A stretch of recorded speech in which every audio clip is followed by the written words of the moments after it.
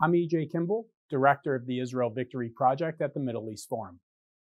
A lot of attention has been paid to President Trump's goal of achieving the deal of the century, of course, referring to a deal to end the Palestinian-Israeli conflict. While the Trump administration has been very tight-lipped about the details, statements made by the president and his close advisors, Jared Kushner and Jason Greenblatt, certainly indicate economic incentives will be a focus of attention. But that's been tried before, notably under former Israeli Prime Minister Shimon Peres. What can we expect to see from the Middle East peace plan? And what chance does it have to succeed? Of course, the devil is in the details, and we don't have those. But given what we do know, let's look at the possible outcomes. What are the chances that this deal, or any proposed deal, will lead the Palestinians and Israelis to reach an agreement? I'd put that number slightly above zero. Why? Because the Palestinians are still fighting a war against the creation of the Jewish state. The war that started with the UN partition plan in 1947, that led the surrounding Arab armies to invade the newly created state of Israel. Of course, we know that tiny, undermanned Israel held off the Arab armies, increasing the size of its state in a war of self-defense. And while we're now more than 70 years later, the Arab countries have accepted this reality, that Israel won and is not going to be defeated. Unfortunately, that message has not reached the Palestinian leadership. On top of that, the Palestinian Authority has effectively cut off any relationship with the United States since President Trump's declaration in December 2017 to recognize Jerusalem as Israel's capital. Now, for anyone who has visited Jerusalem, this was not a Reagan-esque tear down this wall moment. Jerusalem is and has been Israel's capital. It was simply the recognition of reality. Of course, the Palestinians' leadership prefer to live in an alternate reality where they project the belief that they are on the verge of driving the Jews into the sea, and with continued resistance and the support of the international community, they will achieve their objective. President Trump, however, shattered that mirage. Even if the Palestinians were to engage in negotiations, it won't succeed. At best, it will end with a whimper. At worst, an intifada. We've seen over the past 25 years that you cannot negotiate with an enemy that seeks your destruction.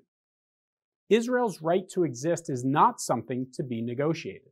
It is the necessary requirement to end the war and allow a negotiation to begin. So why push for a peace initiative that's likely to end in failure? There is a growing movement in Washington, D.C. that this peace initiative has nothing to do with the Palestinians. This is all about the Arab countries normalizing relations with Israel. The idea goes like this. Many Arab leaders have already recognized, in fact, or through their actions, Israel's existence. For example, Egypt and Jordan have signed formal peace treaties with Israel. Saudi Arabia, while not officially recognizing Israel, is now permitting flights to and from Israel to fly over its airspace for the first time. The United Arab Emirates played Israel's national anthem, Hatikva, for an Israeli gold medalist at a judo tournament last October. And Israeli Prime Minister Netanyahu openly visited Oman at the invitation of the Sultan. While the political brass in these countries recognize the reality of the Jewish state and the benefits to having formal relations with Israel, the Arab public does not. This is mainly due to nearly 70 years of incitement against and scapegoating of Israel to distract their citizens from internal issues. Now, with the rise of the internet age and the accessibility many have to information in the Arab world, the blame Israel for everything game seems to have run its course. So let's get back to this peace initiative. Let's play this out. President Trump reveals a plan that calls upon the Israelis to divide Jerusalem, provide autonomy and perhaps sovereignty to a Palestinian entity, essentially calling upon Israel to toe their red lines, or even to cross them. An Israeli prime minister expresses willingness to engage, but the Palestinian Authority rejects the proposal out of hand. This can give the Arab leaders the leverage with their people to announce the formal recognition of Israel, ending the 70-year war. Additionally, it would serve to isolate the Palestinians as the last holdout in the region, providing Israel with additional leverage. This all sounds great. In fact, if this is the plan, it might have a chance to succeed. But there are certainly risks.